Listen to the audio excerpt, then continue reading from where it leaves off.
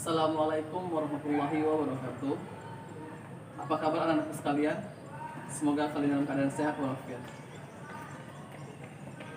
Anak-anakku sekalian, masih berjumpa lagi dengan saya Lukmanul Hakim dengan mata pelajaran yang sama, yaitu Bahasa Indonesia.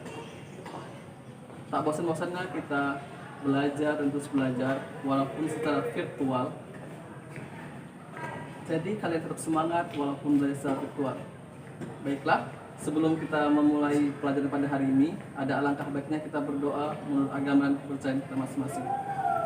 Doa dimulai. Doa selesai. Nah, perhatikanlah video berikut ini dan simaklah apa yang akan saya sampaikan untuk materi ini. Kompetensi dasar yaitu mengungkapkan pengalaman dan gagasan dalam bentuk cerita pendek dengan memperhatikan struktur dan kebahasaannya. Sedangkan pada indikatornya, menyimpulkan unsur-unsur cerita pendek, fungsi sastra dalam cerpen, dan membuat cerpen. Nah, anak-anakku sekalian, itulah kompetensi dasar dan indikator yang akan kita pelajari pada pertemuan ini atau video ini. Jadi tolong disimak dengan baik ya anak. Fungsi sastra dalam cerpen. Sastra mempunyai fungsinya tersendiri bagi pembacanya. Cerita pendek memiliki berbagai fungsi sastra yang nantinya akan didapatkan oleh pembaca cerita pendek tersebut. Fungsi sastra dalam karya sastra yang satu ini diantaranya. Nah, jadi kalian lihat apa fungsi sastra dalam cerpen.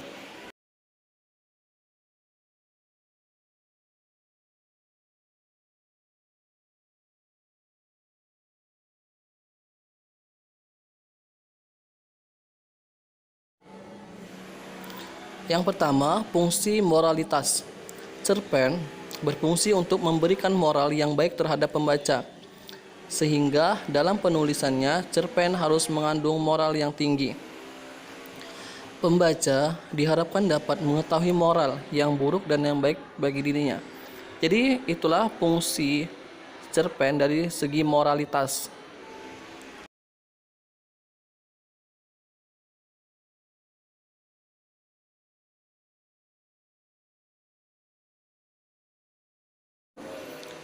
Yang kedua, fungsi rekreatif.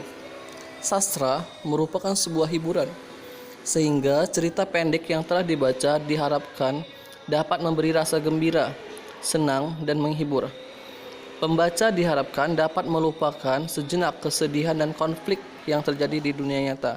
Sebagai fungsi rekreatif, cerita pendek dapat menimbulkan tertawa, menangis, maupun tersenyum. Itulah fungsi rekreatif.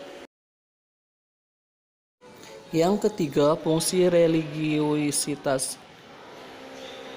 Cerita pendek dapat memberikan pengetahuan tentang ajaran agama sehingga oleh pembaca dapat digunakan sebagai teladan.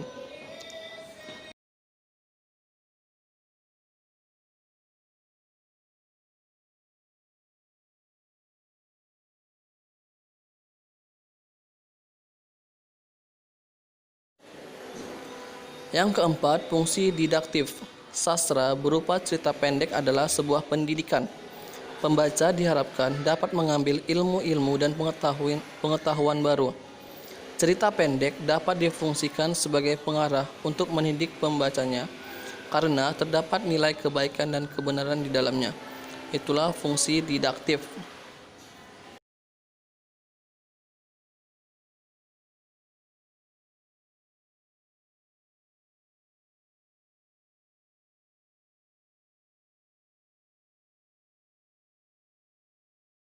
Sekarang kita masuki fungsi sastra yang kelima, yaitu fungsi estetis. Sastra adalah keindahan, sehingga karya sastra berupa cerita pendek harus memiliki keindahannya sendiri. Penulis harus bisa menyajikan cerita pendek yang dapat dinikmati keindahannya oleh pembaca. Nah, itulah kelima fungsi sastra dalam cerpen.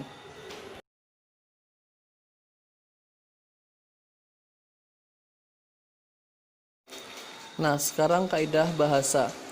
Cerita pendek dapat dikenal dan diketahui berdasarkan bahasa yang digunakan di dalamnya. Cerita pendek memiliki kaidah bahasa tersendiri yang merupakan ciri dari bahasa yang digunakan. Di antaranya,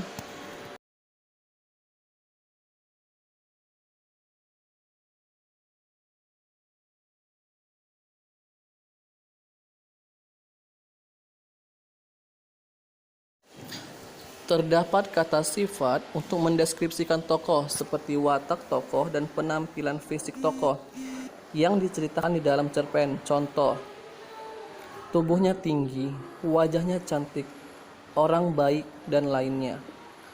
Terdapat kata keterangan yang digunakan untuk mendeskripsikan latar suasana, latar tempat, dan latar waktu yang terdapat pada cerita pendek. Contohnya, di siang yang terik, di dalam hutan rimba, ke hutan yang belantara.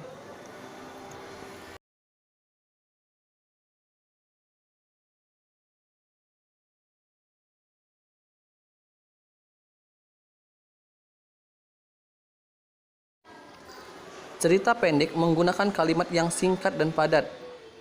Menggunakan kalimat tidak langsung dan kalimat langsung dalam menulis cerpen dan pada saat percakapan.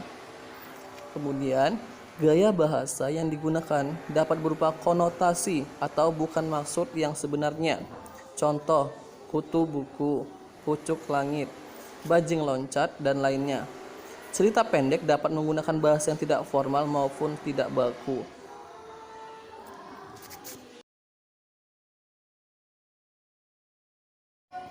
Berdasarkan jumlah kata, cerita pendek dapat dibedakan menjadi 3, yaitu cerpen mini atau flash. Cerpen ini sangat singkat dan padat, yang memuat jumlah kata antara 750 kata hingga 1000 kata. Cerpen ideal yaitu cerpen yang terdiri dari jumlah kata antara 3000 sampai dengan 4000 kata. Sedangkan cerpen panjang yaitu cerpen yang memuat jumlah kata sebanyak 10.000 kata dan merupakan jenis terpanjang. Nah, jadi ada 3 jenis cerpen berdasarkan jumlah katanya.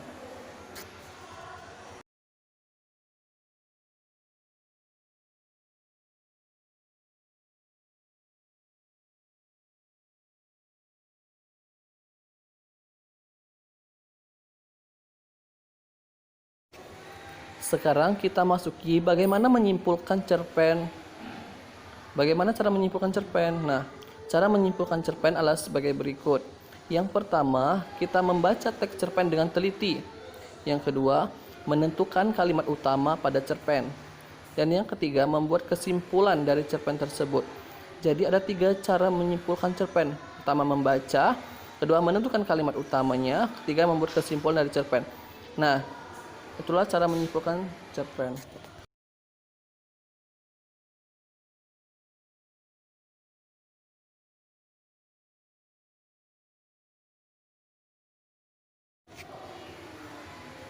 Sekarang membuat cerpen. Bagaimana cara membuat cerpen? Nah, perhatikan. Cara menyusun teks cerita pendek antara lain, pertama, menentukan temanya dulu. Kedua, menentukan jenis cerpen. Ketiga, membuat alur cerita. Kemudian menentukan tokoh dan penokohan. Kemudian kita menentukan tempat dan waktu. Kemudian barulah menulis cerpen serta membuat judul cerpen.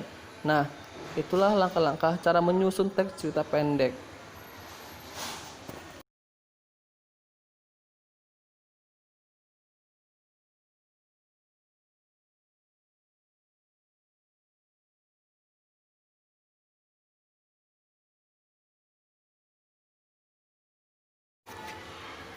Sekarang, bagaimana cara menceritakan kembali isi cerpen? Nah, menceritakan kembali isi cerpen, adapun cara menceritakan kembali isi cerpen antara lain, menemukan unsur intrinsik cerpen, mencatat rangkaian peristiwa dalam cerpen yang pernah dibaca, serta menggabungkan kalimat untuk menyatukan perbandingan dalam menuliskan kembali isi cerpen. Itulah bagaimana menceritakan kembali isi cerpen.